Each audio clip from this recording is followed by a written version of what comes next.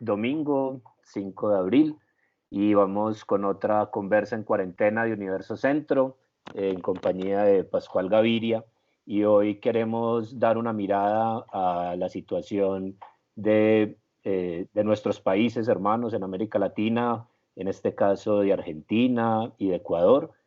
Nos acompañan dos colegas, Desiree Yepes, periodista ecuatoriana, y Daniel Ulanovsky, periodista de Buenos Aires. Les mando un saludo. Hola. Yo quisiera, para empezar, que Desiree nos dijera a qué se dedica en Ecuador específicamente, lo mismo Daniel, y para empezar esta conversación de domingo. Hola Alfonso, hola Pascual, hola Daniel, un gusto y muchísimas gracias por el espacio. Yo soy periodista hace 10 años acá en Ecuador, vivo en Quito y ahora mismo soy directora de contenidos en Fundamedios, una organización que se dedica a la libertad de prensa y de expresión, y de uno de sus proyectos que es Ecuador Chequea, un portal que desde hace 3 años está dedicado únicamente a la verificación de datos, al fact-checking, y que cuenta con el aval del IFCN. Daniel. Bueno, yo vivo en Buenos Aires, aunque soy de una ciudad más chica que se llama Rosario, pero hace ya tiempo que vivo acá. Y siempre me gustó un periodismo que no hable tanto de lo que sucede, de lo que pasa, sino de lo que nos pasa. O sea, cómo la noticia nos atraviesa, modifica nuestra vida cotidiana, nos hace de alguna manera ser otros.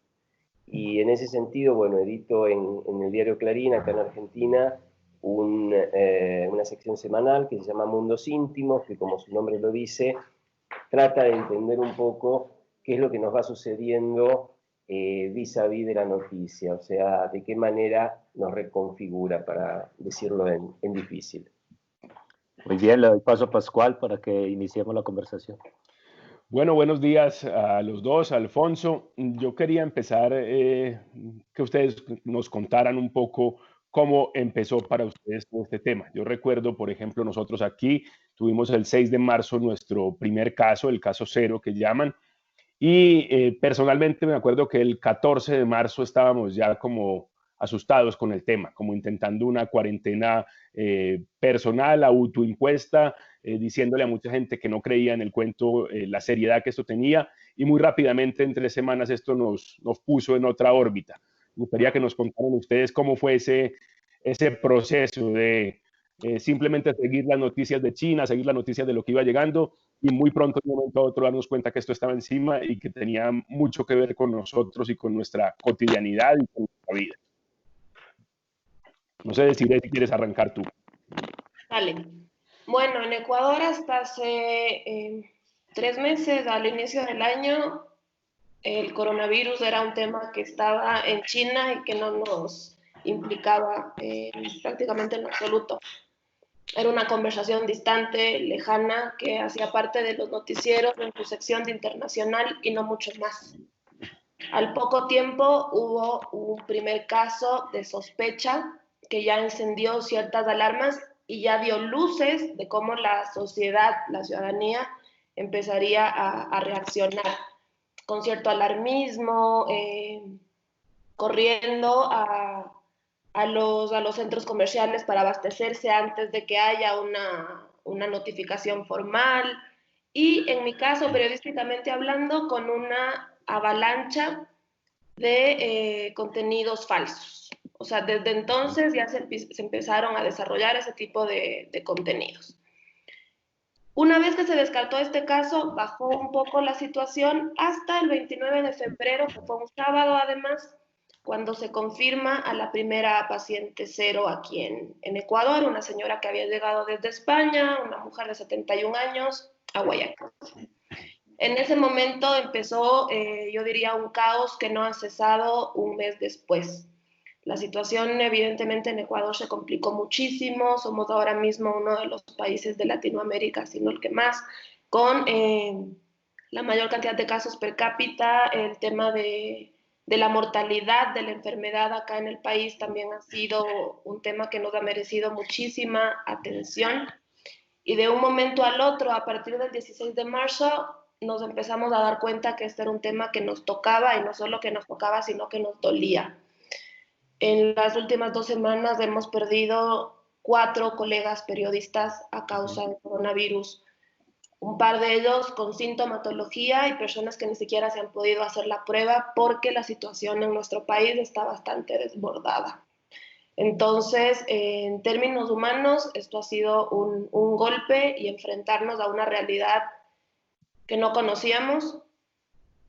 Y por otro lado, periodísticamente hablando, ha implicado esto un reto y un desafío en muchísimos sentidos, porque no cuentas con acceso a información del todo transparente, porque se sabe que hay subregistros, porque se desarrollan ruedas de prensa donde los encargados de la comunicación estatal filtran las preguntas que se publican.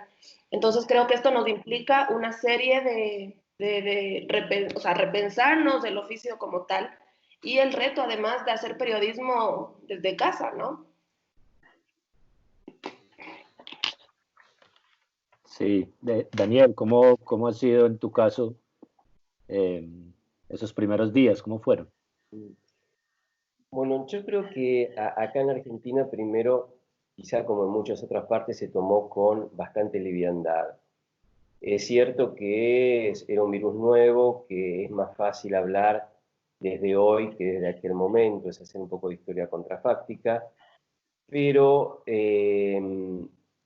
yo recuerdo por un tema personal, yo volví con mi familia de España el 29 de febrero a Buenos Aires, y nos dijeron que nos iban a hacer firmar una declaración jurada de que nos sentíamos bien, etcétera. Y la verdad que lo único que hubo en el avión fue un aviso del comandante diciendo que si uno se sentía mal tenía que recurrir a un centro médico, lo que, bueno, digamos, dista de ser una novedad. Bueno, esa primera semana que volvimos, acá las clases en las escuelas, básicamente en las escuelas primarias, empiezan justamente la primera semana de marzo. Mis hijos empezaron las clases, la menor en la escuela, el mayor que está en el secundario en francés, en inglés, y fue todo normal. Unos días después, creo que fue el 3 de marzo, una persona que había estado en Italia, bueno, fue como decían ustedes, el paciente cero, y todavía el ministro de Salud no estaba muy convencido de que fuera un tema serio. De hecho, por esos días dijo que pensaba que el virus por ahí no llegaba, lo había dicho un par de días antes, y que había otros temas en la Argentina como el dengue o el sarampión que eran más acuciantes. Yo creo que fue un error que él tendría que haber dicho, este coronavirus es tan acuciante como el dengue o el sarampión. Y después de eso sí, el gobierno se asustó y tuvimos una de las cuarentenas más tempranas que hubo hace ya más de 2 semanas, como 20 días que estamos todos adentro. La verdad que la gente la cumple relativamente bien, con algunos peros.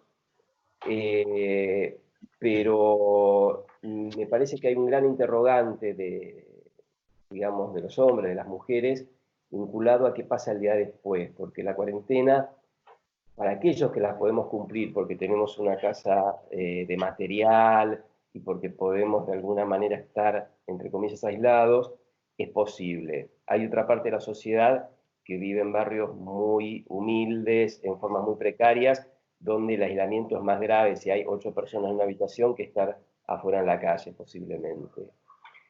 Pero el virus no se termina, digamos, de acá a una semana, donde se supone que se va a terminar la cuarentena porque si no la economía se termina de hundir. ¿Y qué va a pasar? Creo que es la gran respuesta. Hay temor en la gente, cómo conducirse, qué va a pasar y bueno, ese interrogante es con el que estamos conviviendo.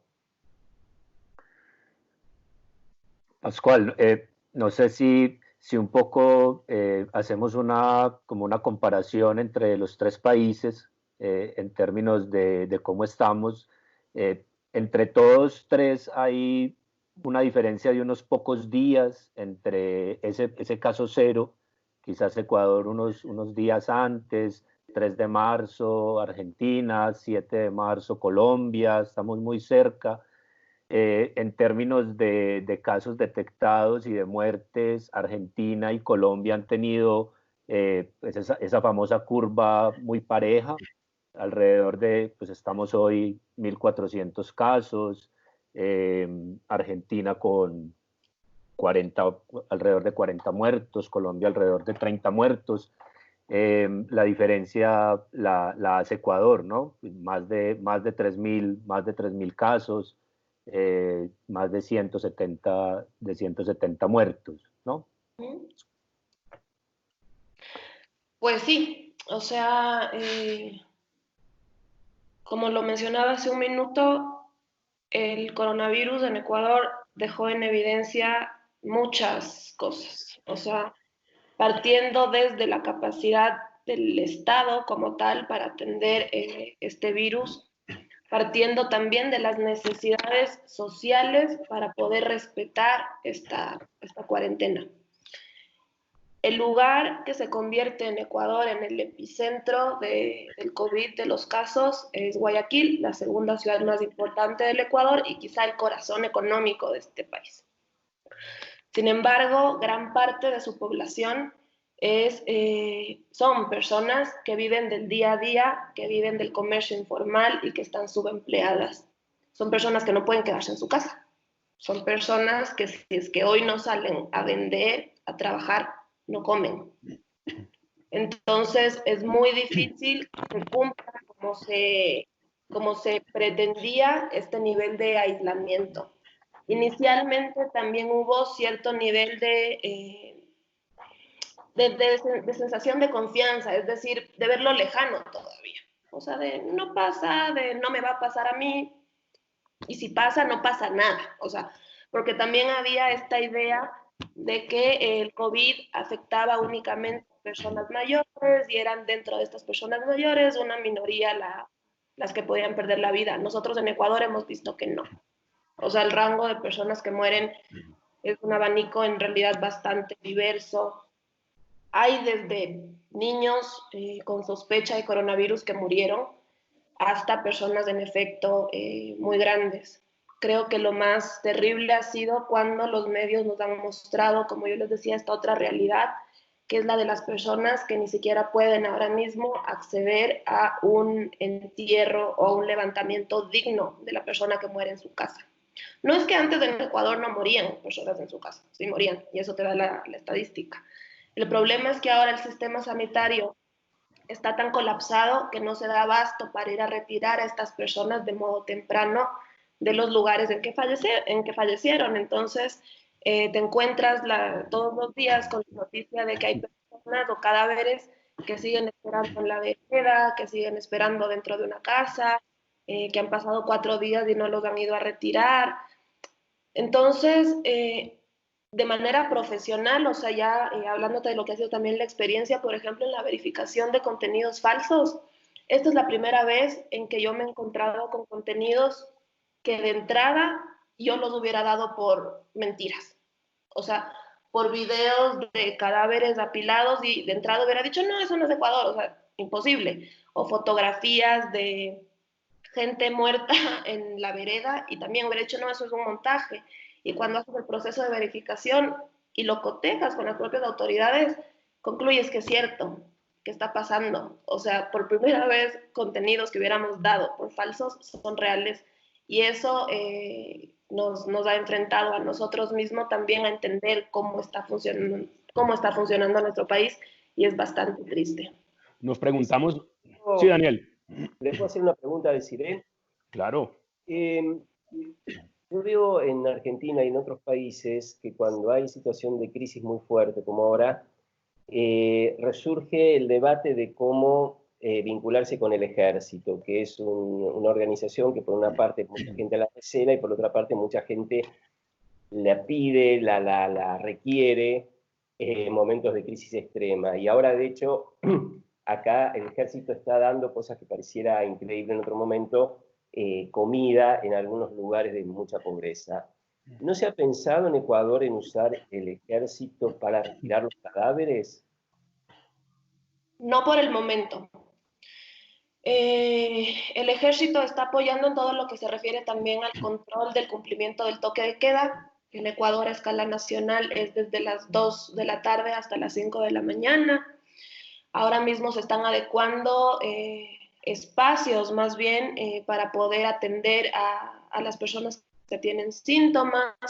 Hay cosas en realidad estremecedoras cuando te das cuenta de la operación o de la capacidad operativa de las instituciones públicas. Por ejemplo, el municipio de Guayaquil anoche indicó que estaba donando cientos de ataúdes de cartón.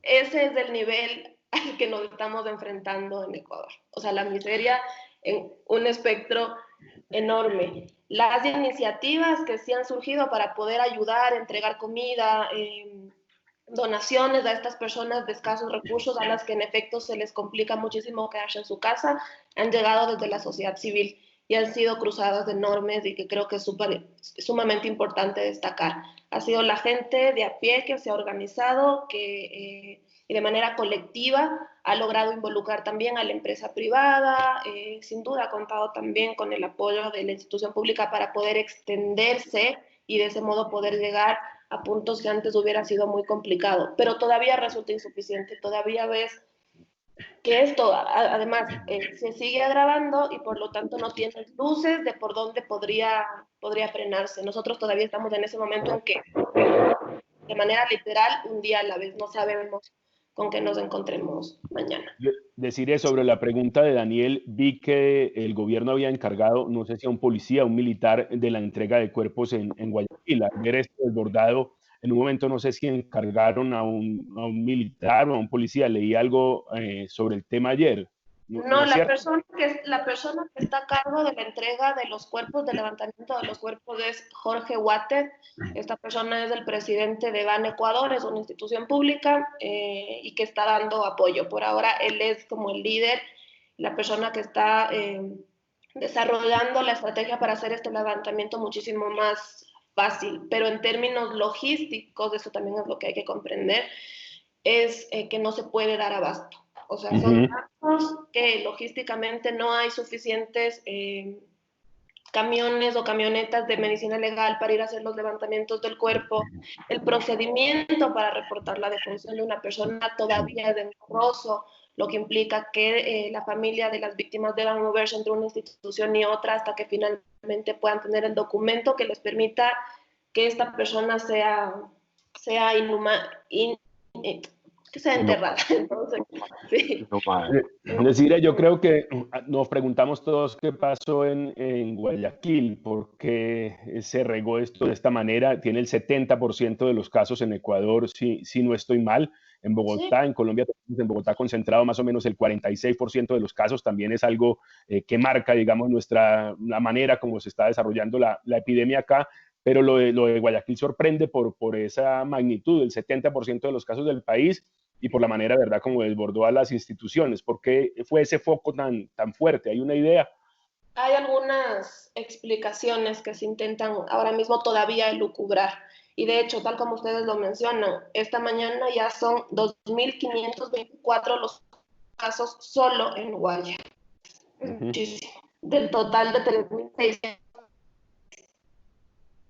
que tenemos ahora en Ecuador y 180 muertos. Estamos perdiendo la comunicación con Desiree. Hay algunas lógicas ahí. Nació migrante, cega, y antes de presentar síntomas, tuvo reuniones con varias otras personas. ¿Sí? Disculpa un momento, te perdimos un poco cuando empezaste a explicar ese primer contagio, que creo que es lo que estabas contando. Se cortó la comunicación, si puedes retomar. Sí, ahí sí. Sí. A ver, llega esta persona hacia el 14 de febrero a Ecuador desde España, una mujer que había sido migrante. Entonces arriba a Guayaquil en el aeropuerto y luego, justamente por esta condición, ella tiene varias reuniones con varias personas. Entonces, una vez que se da a conocer este caso, que es hacia el 29 de febrero, ella ya había tenido o había pasado por algunas instituciones médicas que habían descartado la posibilidad de que se trate de COVID. Sino ya hasta casi 2 semanas después, donde los síntomas se vuelven evidentes y finalmente se confirma. Mientras tanto, ya hubo, digamos, una rotación. Se habló de un primer cerco epidemiológico. Resulta que días después, ya en el contacto con las personas que habían estado en contacto con esta persona, muchas de ellas no habían sido notificadas de este cerco. No sabían que eran parte de este cerco. Entonces eran personas que se seguían moviendo.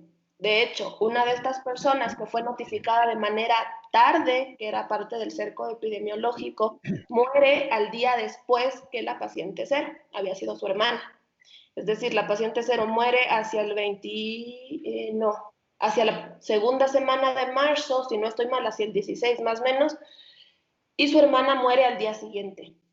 Una mujer que entró tarde también al cerco epidemiológico.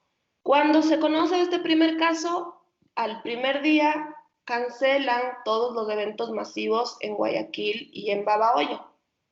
Sin embargo, a mediados de esa semana, las autoridades levantan esa prohibición y en Ecuador se desarrollan partidos de fútbol y conciertos, sin un control de quienes estaban asistiendo a estos eventos. Cuando nos dimos cuenta, en efecto, empieza a saltar o a dispararse la curva en Guayaquil, porque además había esta otra situación que les estaba comentando inicialmente, que era la imposibilidad de, en efecto, mantener un aislamiento, aunque se había determinado ya para el 16 de marzo. Entonces, básicamente lo que empezamos a ver es un incremento brutal de esa curva, que todavía no tiene indicios de querer aplanarse. Y el problema es que vemos que en Quito, donde digo yo, empieza a replicarse una situación social similar. La gente empieza a confiarse de que la situación se quedó en Guayaquil y estamos viendo ahora mismo cómo empiezan a subir de manera muy rápida los casos en Quito porque la gente está empezando a violar el tema del aislamiento social. Otro tema que es tenaz es que no se puede todavía determinar con certeza, y seguramente no se va a poder en muchísimo tiempo, el número real de personas que han fallecido con COVID. Como les menciono ahora mismo, el reporte de esta mañana dice 180 personas. El gobierno ha admitido que son muchísimas más porque no pueden practicar la prueba a quienes ya han muerto. En Ecuador todavía no se hacen pruebas rápidas. No tenemos manera todavía de testear de manera ágil a quienes se tiene sospecha de COVID. Aquí se somete a prueba a quienes tienen sintomatología grave. Entonces hay una serie de elementos que en efecto configuran la situación que estamos viviendo. Ahí hay una gran diferencia, Alfonso, perdón, hay una gran diferencia con lo que pasa en Colombia, porque veo que en Ecuador solamente testean, como dice Desiree, a quienes tienen ya síntomas graves, muy claros de COVID, y por eso cerca de la mitad de a quienes le hacen prueba en Ecuador salen positivos. Pensemos que en Colombia ese porcentaje no llega, o acaso llega al 6%. Esto nos muestra las diferencias de porcentajes de números en los países que responden a muchas variables. Por eso creo que es muy difícil esas comparaciones que intentamos en ocasiones entre países, porque cada uno tiene una lógica distinta en sus autoridades, en el contagio, en cómo la gente lo ha percibido. O sea que es bien compleja esa comparación siempre. Yo creo que Daniel nos puede contar también cómo ha sido el tema pues de las pruebas en Argentina. Y yo creo que más que comparar, lo que sí podemos ver un poco es lo que funciona, lo que no funciona en la experiencia de cada uno. Otro tema, pues ya vemos la parte más temida por todos, que es cómo enfrentar la muerte, a los muertos. En el caso de Daniel, hay un elemento reciente con el tema de los jubilados, ¿no? Que es el tema de las personas mayores en la sociedad argentina, pues también con una población mayor, grande, además también muy activa, que salieron a la calle a cobrar sus pensiones de jubilación, y bueno, hubo ahí un riesgo grande y un debate, además también en un país que va camino al invierno, ¿no? Sí, se suman varios peligros. Respecto de la cantidad de test que se hacen, como en todo el mundo, no solo en América Latina, ha habido pocos lugares que lo van haciendo. No solo no hay test rápidos, sino que se preguntan si los test rápidos sirven porque realmente, digamos, detectan anticuerpos recién a partir del 7º día, más o menos. Acá había un centro de referencia a nivel nacional que lo estaba haciendo. En teoría, se tenían que hacer de un día para otro, tardaban más tiempo en la práctica. Ahora están descentralizados, se están haciendo en 20 y pico de lugares en todo el país, pero todavía va lento. Lo que creo que en la Argentina aún es confiable es el número de muertos, que anda por los 42 más o menos. Digamos, esa es la cifra que uno podría tomar para estar seguro de cómo puede ir la curva en un futuro. El tema de la cantidad de infectados me parece que es una gran incógnita. Y lo otro que de alguna manera dejó al desnudo el virus es la ineficiencia del Estado. Y sobre esto hay mucho debate. Por una parte es un Estado que tiene bolsones de eficiencia, donde las cosas funcionan, y en muchas de las escuelas públicas se están dando tarea online, algo que sorprende y que está funcionando relativamente bien. Y por otra parte, el tema este que mencionaba Alfonso de los jubilados, que empezaron a pagarles, algunos no cobraban con tarjeta de débito, sino en ventanilla.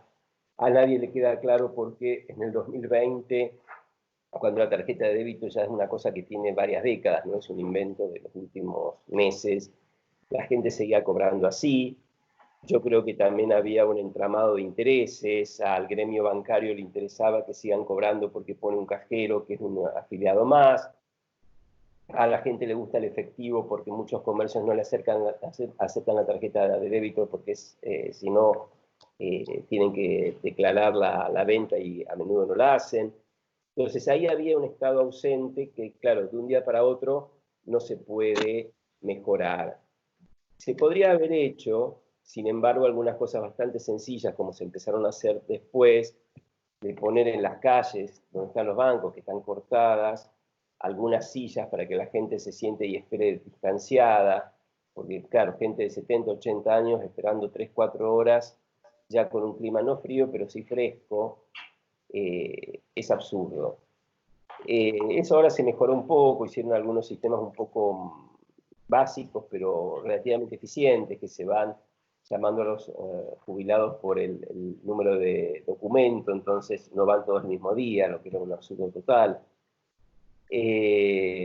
Son pequeños parches que van a empezar a funcionar un poco, pero que siempre dejan nuevamente al descubierto un Estado que por ahí funciona mucho mejor para aquellos sectores medios e incluso altos que para el sector más marginal.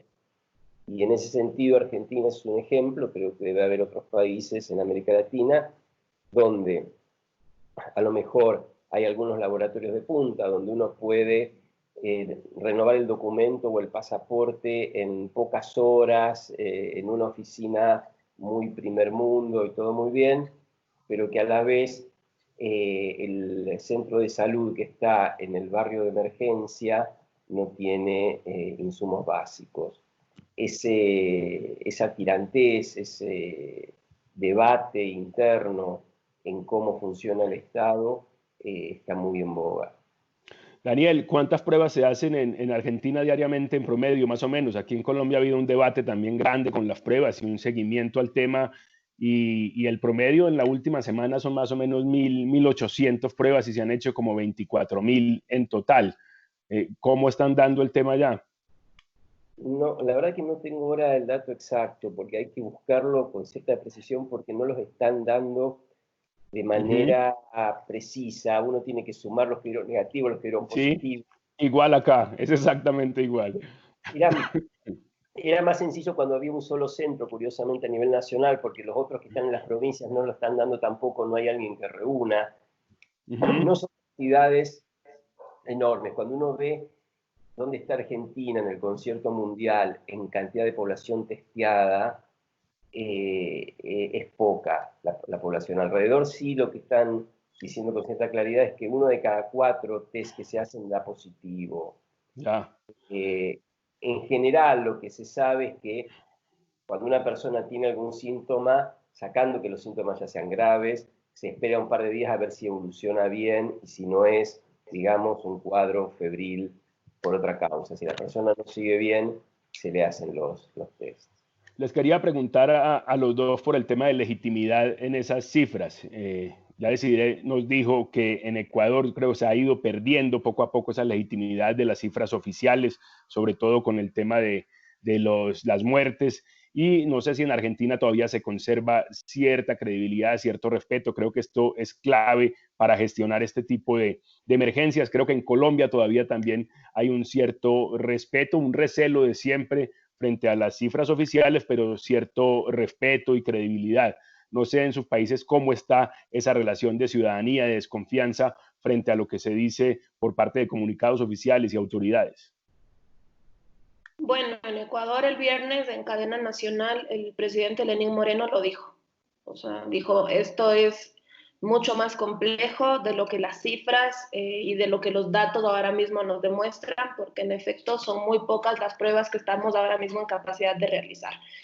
E instó de una manera paradójica a que se transparenten todos los datos, a pesar de que estos puedan ser muy dolorosos. Fue así, o sea, fue como el gobierno pidiéndole al gobierno que transparente la información. No pasa, como lo decía yo hace 2 minutos, por un tema tanto de transparencia. O sea, ahí sí... Más incapacidad, ¿no? Es más un tema de no puedes inflar la cifra del número de muertos porque no tienes pruebas a gran parte de esos muertos. O sea, sabes que son personas que murieron con sospecha de, en muchísimos de los casos. Sin embargo, como no llegaste a hacerle un test, no puedes incluirlo dentro de la cifra de personas que murieron por COVID. Se presume que a futuro lo que van a empezar a hacer, bueno, también cuando ya puedan sentarse a pensar un poco más, es incluirlos en una estadística que sería muertos por sospecha de. Entonces ahorita lo único que hacen es, estas personas figuran como personas que murieron por neumonía o por complicaciones cardiorrespiratorias, pero en efecto, ahí los números que nos permiten cruzar y saber que hay un subregistro y que existe un pico de mortalidad que no había, son justamente los datos del registro civil, que es la institución donde se inscriben a las actas de defunción. Entonces tienes los datos que arrojan los muertos por coronavirus, que son las personas a quienes se les practicó las pruebas y que seguramente mueren en hospitales, versus el dato de personas que en ese mismo lapso han muerto y cuya muerte está inscrita en el registro civil. Entonces existe, con base en datos oficiales, un incremento del 185% de muertes en las últimas 2 semanas. ¿En Ecuador o en Guayaquil? En Guayaquil específicamente, en Guayas, en la provincia de Guayas. Pascual, yo creo que pues esa preocupación, y también para preguntarle a ambos, esa preocupación por las cifras, pues es muy importante porque de eso depende lo que van a hacer en el futuro próximo. Si se alargan las cuarentenas, si se aprieta más el confinamiento. No sé si ustedes han visto, Estados Unidos está avisando que esta semana va a ser el Pearl Harbor, bueno, un poco grandilocuente, pero el 11 de septiembre van a tener una semana crítica. ¿Cómo creen ustedes, Daniel, si quiere primero, cuándo va a ser esa semana crítica en Argentina? ¿Qué va a pasar cuando llegue el invierno? ¿Cómo ven las próximas semanas, el panorama en cada uno de ustedes? Bueno, la semana crítica, acá habían dicho que y va a llegar a principios de mayo. Ahora, como la curva no está creciendo en forma tan exponencial, sino más bien aritmética, dicen que por ahí llega un poco más tarde. La verdad es que yo creo que los propios epidemiólogos no lo saben. Ustedes habrán visto los debates que hay en todo el mundo, no solo en nuestra región, respecto de si se contagia por gotas pesadas que inmediatamente van al piso y que no quedan flotando en el aire, o si realmente también quedan en el aire y se contagia con más facilidad. Son cosas que cambian enormemente, digamos, los índices potenciales de contagio y es algo que queda todavía como incógnita. Acá lo que sí queda claro es que se hicieron primero un par de semanas de aislamiento, de cuarentena muy fuertes, y ahora de a poquito, se supone que esta semana que empieza mañana o empieza hoy, depende, va a ser la última tan dura, y después empiezan ya con excepciones. La palabra excepción es un poco sospechosa porque empieza a haber demasiadas excepciones. Por ejemplo, hay algo que creo que decía Desiree también respecto de que la gente no puede no salir a trabajar, y entonces han puesto ahora como una actividad exceptuada a albañiles, plomeros, que en general cobran en negro y trabajan el día a día, que tengan que hacer tareas de emergencia. O sea, una tarea de emergencia es, yo tengo en mi casa inundada porque se rompió un caño, llamo al plomero. Pero claro, ¿quién va a verificar si la persona que está yendo a trabajar a una casa, la tarea es de emergencia o no? Es imposible.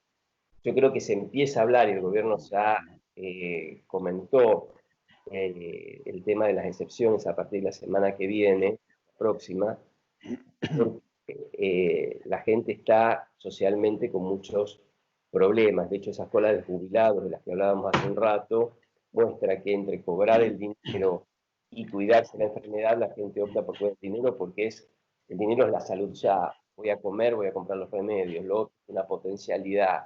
Y aunque pueda ser más grave futuro, en situación de emergencia se trabaja el ahora, el momento.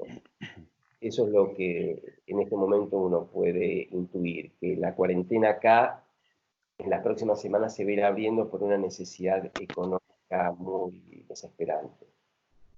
Deciré cómo ve el futuro próximo. Creo que igual, o sea, aquí semanalmente se ha ido aplazando la cuarentena, o sea, hemos pasado del 5 al 10, del 10 ahora hacia el 15, pero en efecto hay ya una demanda económica que por algún lado va a estallar. En términos de salud, todavía es sumamente complicado porque como lo habíamos conversado, la curva todavía no tiende a bajar, o sea, eso todavía está subiendo y eso complica también que se puedan retomar o activar de algún modo las actividades económicas. Sin embargo, lo que han dicho las autoridades es que van a desarrollar una suerte de semáforo que se aplicaría de acuerdo a la complejidad de la situación por provincia, por ciudad. Eso seguramente permitiría que existan zonas donde ya de algún modo pueda reactivarse con los cuidados respectivos, mientras haya otras que tengan todavía que prevenirse. Es incierto, sin duda es complicado. Al país las proyecciones en términos económicos le están costando de manera mensual el presupuesto que se había asignado de manera anual a todo el sector de salud. O sea, es insostenible. En términos económicos es insostenible. Ecuador siempre ha tenido esa cuarentena, no total, sino por hora, desde las 2 de la tarde. Siempre ha estado así.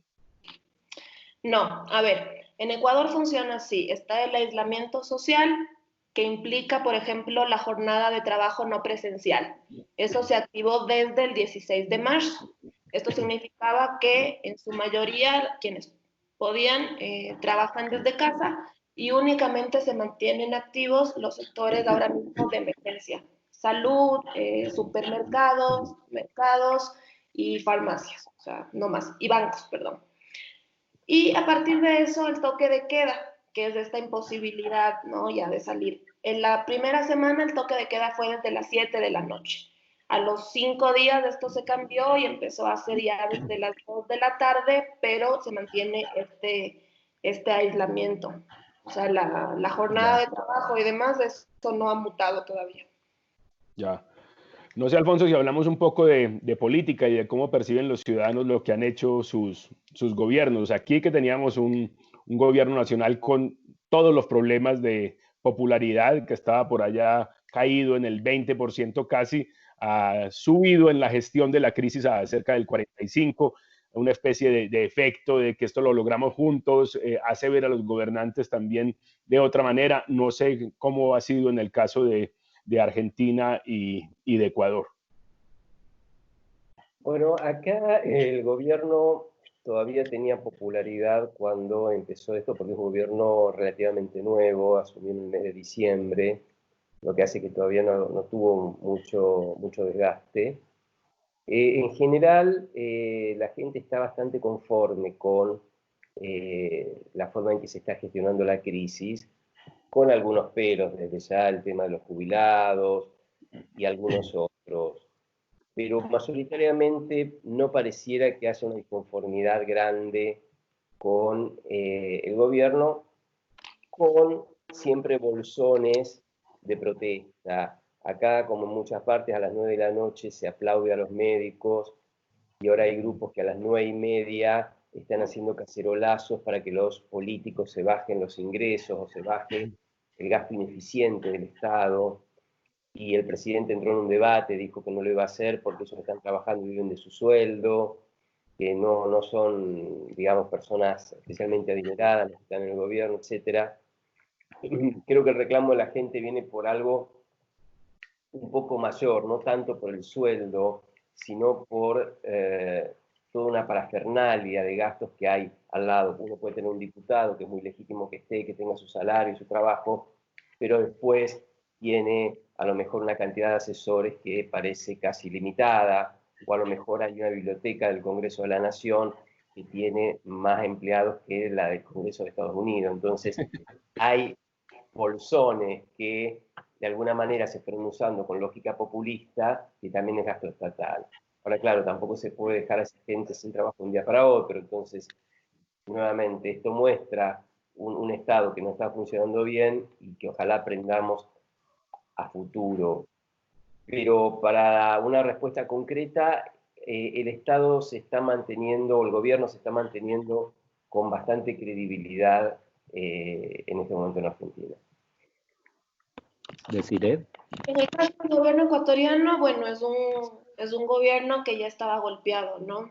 O sea, la credibilidad del primer mandatario ha ido más bien en caída, y esto desde hace mucho tiempo, un hecho que se terminó de confirmar en la crisis del paro nacional de octubre de 2019.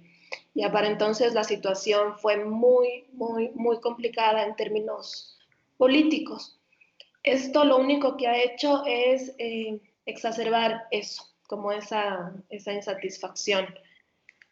Ahora, un poco Lenín Moreno, perdón, se ha mantenido al margen del liderazgo mediático de la situación. Él no está, por ejemplo, a cargo del Comité de Operaciones de Emergencia por una cuestión de salud. O sea, Lenín Moreno también es parte de este grupo vulnerable por sus complicaciones físicas, eso es un hecho. Entonces, él suele hacer cadenas nacionales, 2 por semana, mensajes a la nación, pero quien más bien ha asumido el liderazgo es Otto Sonnenholzner, el vicepresidente, de la mano de María Paula Romo, que es la ministra de Gobierno.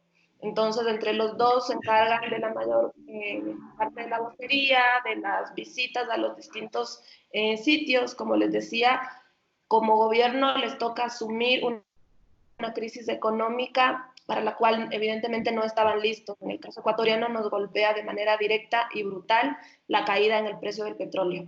Esos efectos apenas también los iremos viendo. Y ya en el lado más local, también se han expuesto o se han dejado ver las costuras, por decirlo así, de los líderes políticos.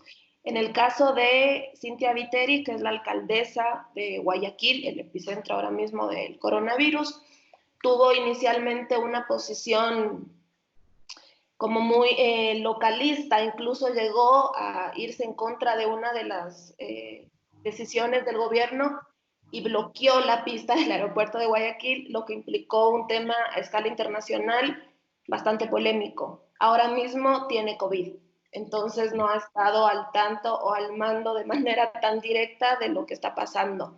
En el caso de Quito, el alcalde donó un mes de su sueldo.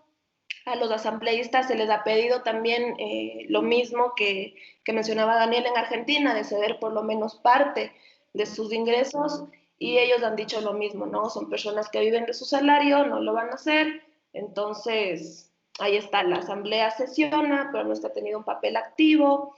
Entonces a la crisis sanitaria se le suma una crisis política, pero que tendrá sus efectos, yo creo, más a futuro. Ahorita no está tanto en el foco.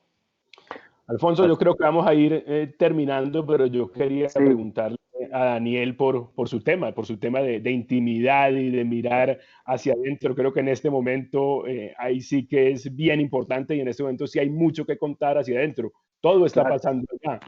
Ahí, Daniel, qué pena. Ambos nos han hablado de los retos del periodismo, además con dos encargos, digamos, muy distintos. Deciré con el fact-checking, en esta avalancha de números en el que pues esos fact-checkers toman una gran importancia para poder en tanta confusión tener al menos unas cifras confiables y, digamos, desvirtuar mentiras que se distribuyen rápidamente entre la gente. Y en el caso de Daniel, que se encarga de los mundos íntimos, Daniel publicó este sábado su propio mundo íntimo, su propia experiencia en su intimidad en esa columna. Pero también, Daniel, cómo los escritores o las personas con las que tenés contacto están viviendo esa intimidad, cómo están reflexionando sobre lo que está pasando dentro de nuestras casas. Bueno, yo creo que se da una diferencia muy grande respecto de lo que va a ser el después de la cuarentena o cuando se aliviane la cuarentena entre sectores sociales. De la clase media hacia arriba es una cosa, la clase media hacia abajo lo están viendo con una necesidad imperiosa. Los sectores más acomodados, donde están obviamente los intelectuales, los escritores en general, se empieza a dar esto.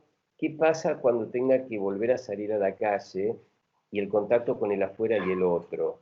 Porque por ahí hay gente que en su vida se había quedado 15 días en la casa, se da cuenta que está como en un recreo obligatorio al que le empieza de alguna manera le toma un poco el gusto. No puedo salir, no me dejan, me tengo que quedar acá.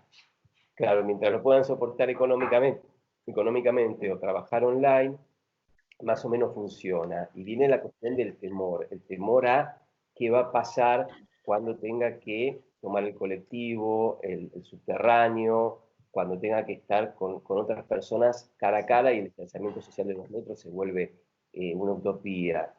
Yo creo que hay muchos que se preguntan eso por una parte, y después también se está hablando mucho de cómo repercute en la vida de la familia, de las parejas, ¿no? Chicos adolescentes que están cansados de estar con los padres. Se ha hablado mucho en tono jocoso sobre estas estadísticas chinas que cuando se empezó a levantar la cuarentena, llovieron los pedidos de divorcio, porque claro, una cosa es estar juntos 2 o 3 horas por día y otra cosa es estar 24 horas por día. En las farmacias argentinas se están quedando sin Viagra. No queda claro si es que no tienen Viagra porque, digamos, la gente está con una vida erótica muy fuerte, o al contrario, dicen otros, tienen tanto temor a que en un concierto, digamos, de tantas tensiones no haya una libido fuerte que quieren incrementarlo con elementos químicos. O la guardan por si se agota. Claro, por si Hay especulación ya. Sí, hay especulación. Pero bueno, habrá que ir viendo. Pero creo que el durante y el después de alguna manera generan, sí, muchos fantasmas, especialmente para la gente que puede darse ese lujo. Para el que no se puede dar ese lujo, el fantasma es no comer al día siguiente. El fantasma es la muerte, sí. Claro. Pascual. No, yo creo, Alfonso, que podemos dejar descansar a esta gente su domingo, disfrutar su domingo en cuarentena. No tienen mucho a dónde ir, pero bueno, de aquí a la cocina, por lo menos la caminadita y tomar el café del domingo. No sé. Sí, les agradecemos mucho darnos este panorama. Yo creo que pues entre todos sirve también para pensar colectivamente, ¿no? Muchos mitos y si el virus, cómo funciona en el trópico, cómo va a funcionar en el invierno, qué tipo de poblaciones ataca o no ataca, cómo respondemos a ese gran desafío. También vale la pena pensarlo como región. Yo creo, Pascual, que en este caso toda la solidaridad con Ecuador, que está viviendo momentos muy difíciles, muy trágicos, deciré, creo que pues toda nuestra compañía para el trabajo que estás haciendo, que se vienen momentos muy duros. Sí, y creo que uno de los grandes temores en Colombia es que en nuestra costa pacífica puedan pasar cosas parecidas. Ya se habla de Tumaco, se habla también de Buenaventura, de cosas que pueden pasar en sitios donde las carencias y los problemas de atención en salud son gigantes. O sea que aquí también estamos, digamos, con la incertidumbre y el temor, viendo lo que pasa en Ecuador. Y creo que estas charlas nos sirven también para pensar que muchas veces hacia adentro nos enconchamos y nos creemos muy excepcionales en lo que pasa, en la manera como lo pensamos y como lo vivimos. Y aquí creo que vemos que lo vivimos de forma muy parecida. Totalmente, muchas gracias a ustedes por este espacio, creo que son necesarios, se vuelven también espacios de distensión y de desahogo, creería. Así que nada, para lo que podamos apoyar, cuenten con nosotros desde Ecuador igual. Muchas gracias a los dos. Chao, gracias, hasta luego.